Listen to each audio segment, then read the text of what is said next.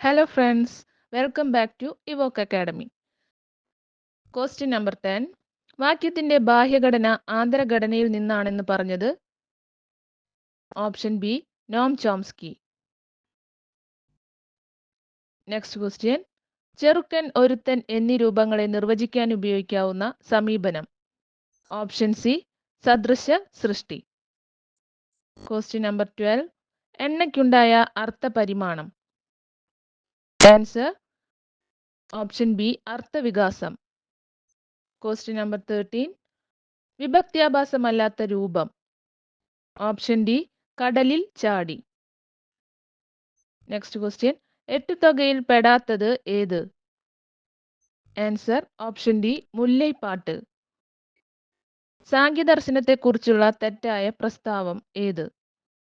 Answer option C സാങ്ക്യം എന്നത് ഈ ദർശനത്തിന് സംഖ്യയുമായുള്ള ബന്ധത്തെ സൂചിപ്പിക്കുന്നു. Next question. യോഗജന്യ വികാരം സന്ധി എന്ന നിർവചനം വന്ന വ്യാകരണ ഗ്രന്ഥം? ഓപ്ഷൻ ഡി കേരള പാണിനിയം 1-ാം പതിപ്പ്. Question number 17. ഗിലോപ സംഗ്രഹം എന്ന നയം സാധൂകരിക്കാൻ കേരള പാണിനി നൽകുന്ന ഘടന ഏത്? ഓപ്ഷൻ സി കുളിക്കാൻ വന്നു. Question number 18.